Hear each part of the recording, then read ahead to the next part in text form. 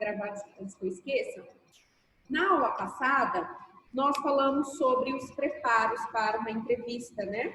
Até que a gente vê a importância de estudar o cargo, a importância de você estudar a empresa, a importância de você estudar o seu currículo, de ver as possibilidades, de ver que tipo de questionamento pode ser levantado ao estudar seu perfil e a sua trajetória profissional no currículo, né?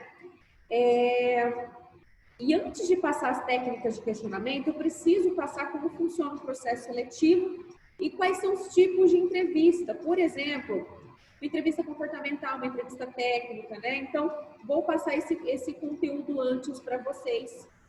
Tá bom, gente? Tudo certo? Bora lá? Tô chegando no rei aqui para a gente aproveitar a aula ao máximo e também para eu conseguir terminar no horário. Parar de ficar segurando vocês. Vamos lá. Então, a gente vai falar hoje um pouquinho sobre entrevista de emprego, processo seletivo, tá? Gente, processo seletivo. Tudo vai começar no momento que a empresa vai anunciar a vaga, né? Então, surgiu ali uma necessidade de uma mão de obra. Essa necessidade pode vir através de um desligamento de alguém, né? Ou, às vezes, a empresa está em expansão, está ampliando, e aí surgiu ali uma necessidade de aumentar essa mão de obra. Então, o anúncio. Esse anúncio pode acontecer, por exemplo, em jornais oficiais da cidade. Muita empresa hoje praticamente não paga mais para anunciar, porque eles fazem dois investimentos muito importantes. O primeiro nas mídias sociais dessa empresa, então na sua página no Instagram, na sua página no Facebook, ou até utilizando os grupos, como a gente viu nas aulas anteriores. E a outra ferramenta que se utiliza hoje para fazer captar perfil é pelo LinkedIn, né? Então, é o momento de anunciar, é o momento de captar talentos para aquele cargo, tá? Através desse anúncio, eles conseguem recolher aí um material para fazer análise. Então, a análise do currículo, ela vai acontecer de acordo com a descrição do cargo.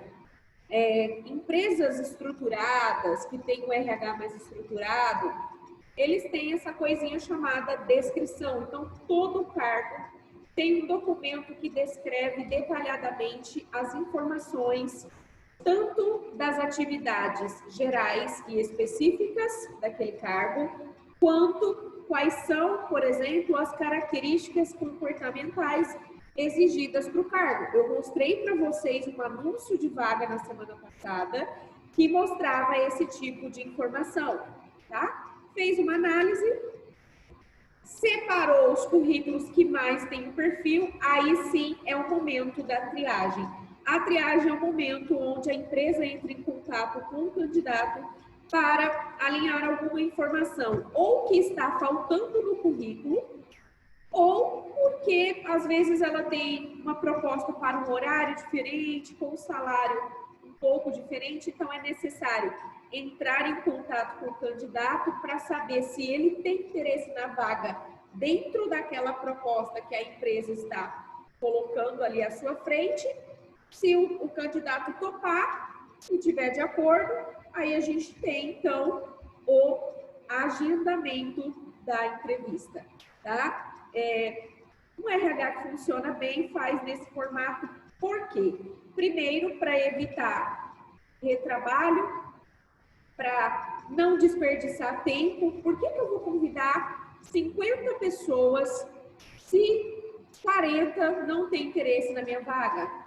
Ou melhor, por que eu vou convidar 30 pessoas para fazer uma entrevista, sendo que só de eu entrar em contato com ela e fazer um alinhamento, eu já vou eliminar a chance, né? Então, por exemplo, eu pego lá 30 pessoas para fazer entrevista e das 30, 15 não tem disponibilidade para aquele horário, por exemplo. Ou então 15 não tem aquele curso específico para o cargo. Por que eu vou fazer isso com as pessoas? Eu vou fazer as pessoas perderem o tempo dela. Muita gente, às vezes, não tem dinheiro e tem que ficar deslocando, gastando dinheiro com gasolina para fazer entrevista, sabendo que uma ligação do RH já resolveria ali, já alinhava uma informação, né? É algo que eu sempre tive comigo. A falta de respeito para com o candidato.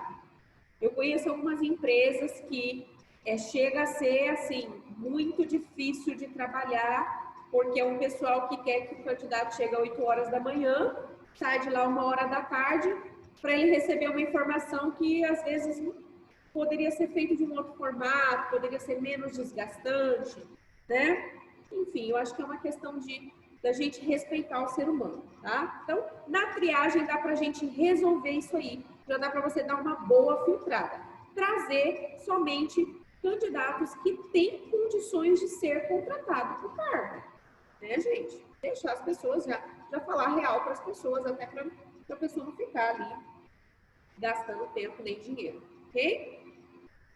É de se esperar que a primeira entrevista que aconteça seja a entrevista comportamental.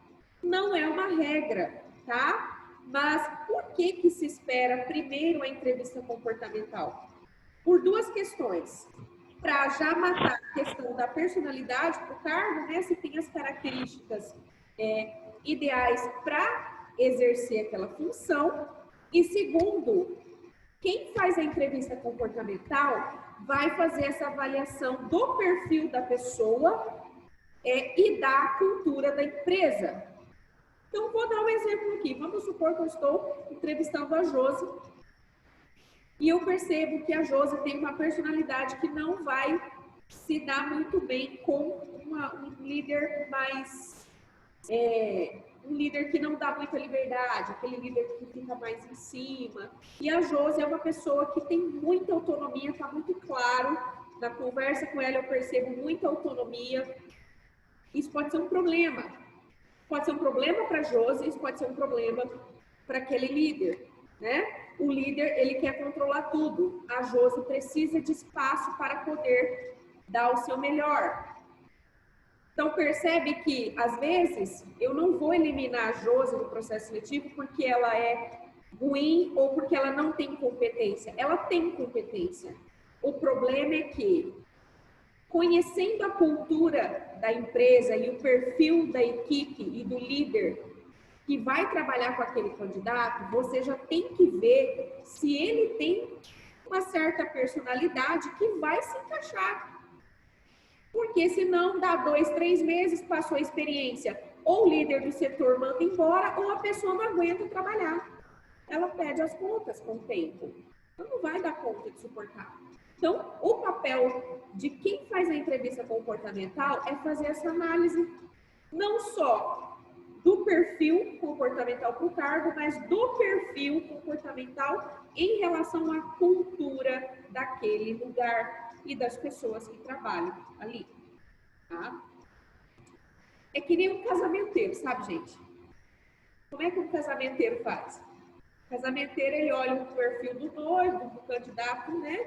Da candidata e vê se vai se encaixar ali. É certeza? É 100% de garantia? Não, não é, porque é ser humano, tá? Mas esse cuidado também evita de muito problema aí. Muita gente que é boa, mas que o lugar, infelizmente, não tem nada a ver com ela, ela não consegue ficar, tá? E acredite, se ela não fica, a culpa é do RH, tá? Sempre assim. Ah, a culpa é do RH, que contratou mal. Então, por isso que o RH tem que tomar muito esse cuidado. Principalmente esses que seguram mais a bronca. Partiu da entrevista comportamental, novamente não é regra, mas a partir do momento que essa empresa vai se estruturando, vai crescendo, vai criando, né, uma complexidade ou vai ampliando as suas operações, exige-se um pouco mais de cuidado na contratação. Então, pode ser que em algum momento essa empresa comece a aderir à ideia de fazer avaliação psicológica.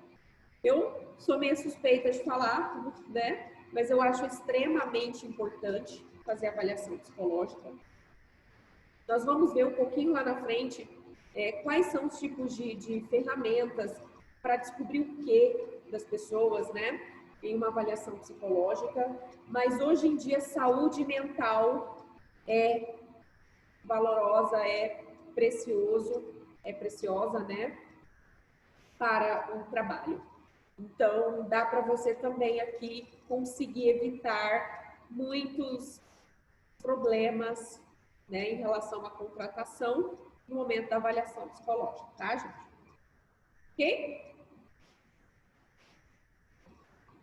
Então, passou essa parte de personalidade, de comportamento, aí a gente vai passar então com quem sabe identificar se você realmente sabe. Por quê? Vamos lá. Estou fazendo uma contratação de um mecânico.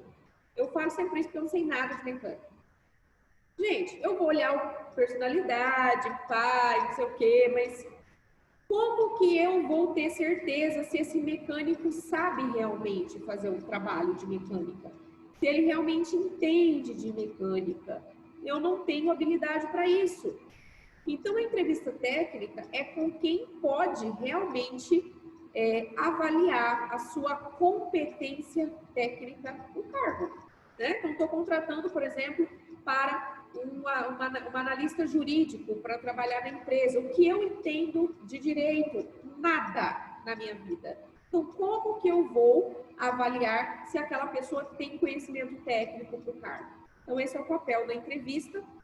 Normalmente, quem faz essas entrevistas são os líderes, os futuros líderes daquele candidato, né? Então, o supervisor do departamento específico em si, né? O supervisor, o líder, o gerente, o coordenador da área. Então, normalmente, ele tem o poder da contratação, ele que acaba batendo o martelo aí para contratar, tá? RH bate martelo de forma alguma.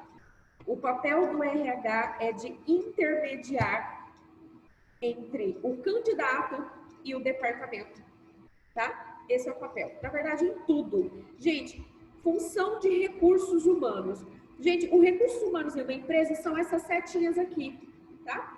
Qual que é o papel do recurso humano? Ligar um departamento no outro para que aquela empresa não fique muito cheia de subdivisões, né? Uma empresa fragmentada.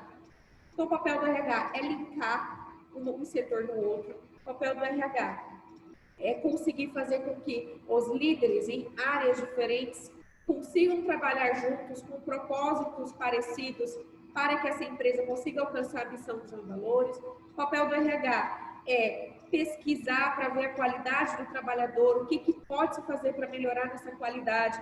Se melhora a qualidade, melhora a satisfação. Se melhora a satisfação, menos entra e sai de pessoas, então o turnover daquela empresa dá uma controlada, e se isso dá uma controlada, a empresa começa a ganhar uma reputação de que é um bom lugar para trabalhar, tá? Tem empresa que implora para ter gente para trabalhar, porque a marca dela está muito suja no meio dos candidatos aí afora, né? É aquela empresa que fala, misericórdia, não vou trabalhar para ela. Então, o papel do RH é esse, tá, gente? Ele não tem poder de decisão para outras coisas. Então, é assim mais ou menos que acontece. Não é via de regra. Tem empresa que o chefe vai olhar para tua cara e vai achar você legal e vai te contratar? Tem. Tem lugar que é assim, né? E tem lugar que você vai passar por um monte de etapas e nem tem todas as etapas aqui. Tem lugar que tem muito mais etapas do que essas que eu apresentei para vocês. Então, vamos começar aqui com a entrevista comportamental, que é a primeira ali que a gente viu no nosso processo seletivo, tá? Então, como eu falei para vocês, avaliar a questão da personalidade, né? Avaliar se a pessoa tem as características comportamentais que respondem à função do cargo, tá? Verificar se a cultura da empresa está alinhada ali com o candidato, ok? Fazer essa triagem básica e fazer esse tipo de análise. E aí a gente tem aqui, então, uma ferramenta muito, muito legal, de várias, para uma entrevista por competência. Primeiro, a gente tem que ter uma noção do que é competência. Gente, eu vou explicar assim para vocês da maneira que eu acho simples e que faz a gente entender. O que é competência? Competência, para mim, é a entrega. Quando eu faço uma entrevista por competências, quer dizer que eu preciso identificar nesse candidato a capacidade que ele tem de entregar a tarefa principal do cargo. Então, se eu estou contratando uma pessoa para a recepção, eu tenho que ter em mente quais são as competências principais, quais são as competências chaves para o cargo de recepção. Então, vamos supor que é um recepcionista que faz caixa, que recebe dinheiro, que atende telefone, que monta planilha administrativa, ele faz 500 coisas, não tem problema. Mas qual é a competência principal de um recepcionista? Vamos lá. O que vocês acham? Comunicativo. Qual que é a competência principal? Comunicação, né? Comunicação. É a ideia de receber pessoas. Qual que é a competência-chave? Ele tem que saber receber gente, acolher pessoas. Ponto. Ah, mas é que o fulano ali, ele entende de caixa, ele é fodão. Ele pode ser fodão no que ele quiser. Se ele não sabe receber pessoas, ele não tem a competência-chave para o cargo. Ponto. Né? O cargo em si, a principal função do cargo não é operador de caixa. A principal função do caixa não é auxiliar administrativo. A principal função do cargo é receber gente. O problema é que as empresas querem colocar 300 mil funções e na hora de contratar, eles não sabem colocar prioridade. Qual é a prioridade do cargo? Qual que é a prioridade? E aí depois não adianta reclamar se você tem um recepcionista que faz um bom trabalho de caixa, uma excelente planilha, mas é um péssimo atendente. Não adianta nada. Você perde cliente do mesmo jeito, né? Então, é entender qual que é a entrega principal. Nós costumamos, pessoal, dar uma definição para competência dentro das siglas do CHA, né? Que é conhecimento, habilidade e atitude. Então, uma competência, para ser completa, ela vai envolver o quanto a pessoa sabe de maneira teórica, o quanto essa pessoa, desse conhecimento teórico, aplicou na prática e o quanto essa pessoa tem iniciativa para transformar a sua volta, para realizar, para fazer acontecer, que é a atitude, né? Então, por exemplo, muitas vezes a gente fica falhando aqui no CHA. Às vezes você é uma pessoa que estuda muito, coloca em prática, mas na hora de trazer isso para o seu mundo do trabalho, você não consegue aplicar. E aí falta atitude. Ou então você é uma pessoa que tem atitude, mas não estuda. Então você fica um amador. Você faz, só que você não tem técnica, você não tem conhecimento teórico para melhorar a sua técnica. Então, todos nós passamos por esse processo aqui. Será se a gente está completo em nossa competência? Então, por exemplo, a professora fala pra caramba. Não é porque eu falo pra caramba que eu tenho a competência comunicação. Eu posso até falar bastante, uma atitude, né, de ir lá e de falar, mas se eu não estudar, se eu não procurar desenvolver meios de linguagem para ambientes, então linguagem mais solta para os adolescentes, uma linguagem mais técnica para se eu estivesse dando um treinamento com uma empresa. Se eu não conseguir esse conhecimento, eu vou ser só uma pessoa que fala pra caramba. E às vezes vai acertar e às vezes vai errar, então eu fico à mercê da sorte, né? Então a competência é isso. O quanto você consegue trabalhar esse tripé. O conhecimento teórico, a prática do conhecimento teórico e o que eu amo, que é a atitude, né? Então eu sei fazer e eu faço. Tem gente que sabe, sabe fazer, mas não faz porcaria nenhuma. Ele fica uma lata de conhecimento que ele vai colocando, que ele vai trazendo, mas ele não, de alguma forma, ele não leva para a vida dele. Tá? Então, para a gente avaliar se a gente tem uma competência, pense sempre nesses 3 formatos. Eu tenho a competência, por exemplo, eu tenho a competência Excel, né, de trabalhar a habilidade Excel. Eu tenho conhecimento teórico, desse conhecimento teórico eu pratiquei, eu tenho atitude de fazer. Ah, mas eu não trabalho com Excel, professor, não importa, você faz a sua planilha de orçamento doméstico no Excel, você está fazendo.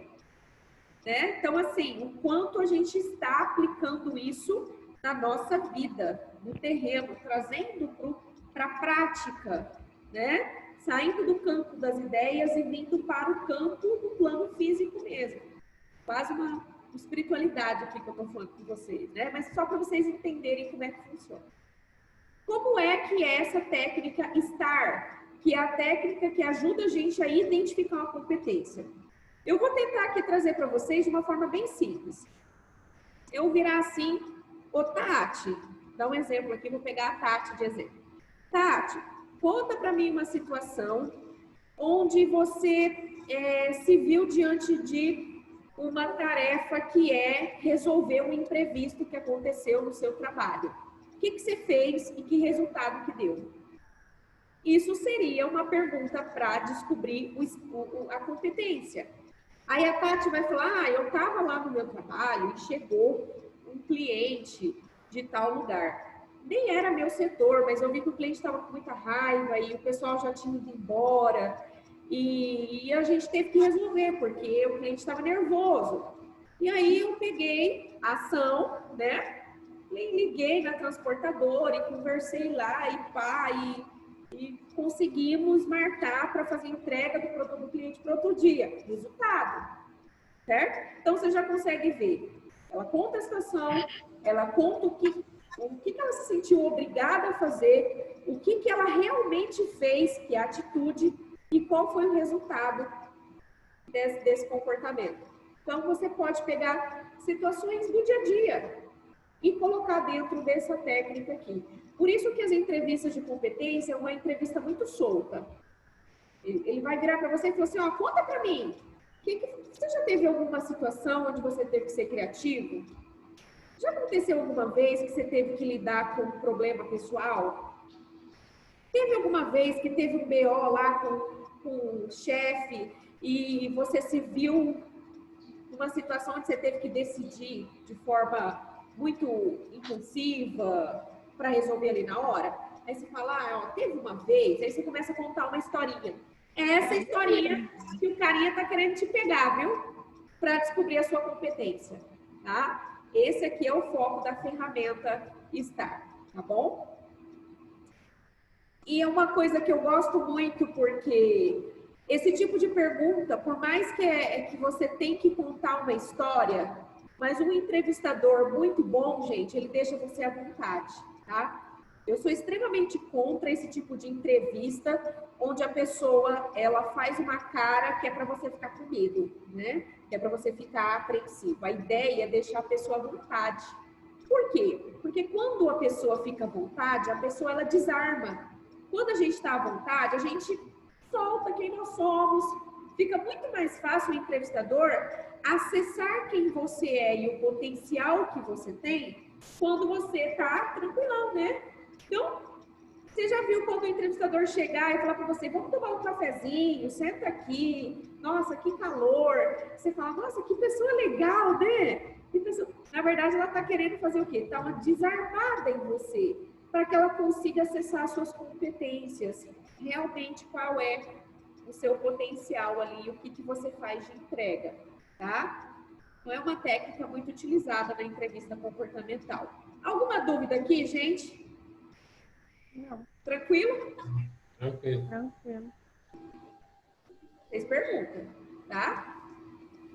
Gente, e a entrevista técnica, o que diferencia da entrevista técnica para a entrevista comportamental? A técnica vai focar em competência, porém técnica. Competência, por exemplo, saber se você manja um Excel. Um exemplo, gente, eu estou contratando um motorista e ele é maravilhoso, né, bababá, mas como é que eu sei que ele dirige? Como é que eu sei se realmente ele sabe dirigir? Me fala. Eu tenho que colocar o cara para dirigir, gente. Não tem muito o que fazer aqui, né? Eu posso ficar a noite inteira com ele que eu não vou descobrir, não tem bola de cristal, então eu vou colocar o cara para dirigir, para ter certeza que ele sabe. Isso é entrevista técnica, né? Ou, por exemplo, eu preciso contratar uma pessoa para trabalhar no marketing, então tem que ser uma pessoa muito criativa. Como é que eu sei que alguém é criativo e que tem muita estratégia para o trabalho? Eu vou ter que dar, por exemplo, um estudo de caso para ele. Vou passar tal situação, como é que você vai resolver? Então, ele vai ter que quebrar a cabeça, ele vai ter que ser criativo, trazer uma solução diferente. Então, o resultado dessa dinâmica vai ser a entrevista técnica. Nem toda entrevista técnica vai ser esse formato fala aqui, né? Tem entrevista que você vai precisar que a pessoa coloque a mão na massa, que a pessoa exerça alguma atividade. E isso ela mostre a competência dela. Certo? Ok? Tranquilo? Tranquilo. Maravilha. E aí eu vou continuar, gente, trazendo para vocês, dentro dessas duas entrevistas, as maneiras, né? Nós temos a entrevista painel, na semana que vem eu vou falar mais sobre isso. Nós temos agora a entrevista online, que está muito em alta, então nós vamos trazer aqui algumas dicas para a entrevista online, né? Hoje se faz até dinâmica de grupo online, misericórdia, né? Então a gente vai falar sobre isso, deve ser a treva. E a gente vai continuar depois falando sobre as avaliações.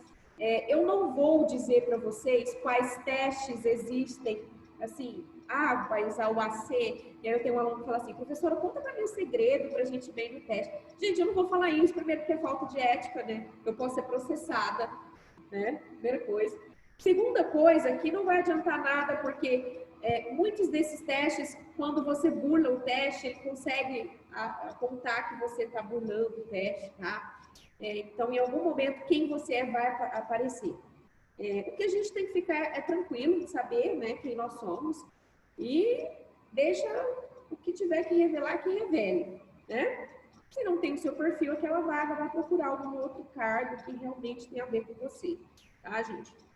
Então, a gente vai falar disso aí um pouquinho, que eu acho super importante a gente ver esses processos aí, como é que funciona, para desmistificar, né? Ai, meu Deus, vou passar por um teste, então a pessoa vai descobrir a minha vida inteira. Gente, não é bola de cristal, não é cigano, não é nada disso.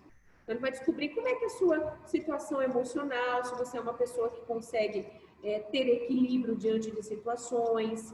Em alguns testes dá para a gente ver se a pessoa está, às vezes, com doenças graves, muito graves, né? Então, uma pessoa, por exemplo, que está com ataques de esquizofrenia, né? Alguma coisa nesse sentido, ela vai apresentar no teste. E é importante, primeiro, para poder, gente, até prevenir um acidente ou alguma coisa dentro da empresa, você pega uma pessoa muito doente, né? Então, a proposta da avaliação psicológica é por questão de prevenção mesmo, né, gente?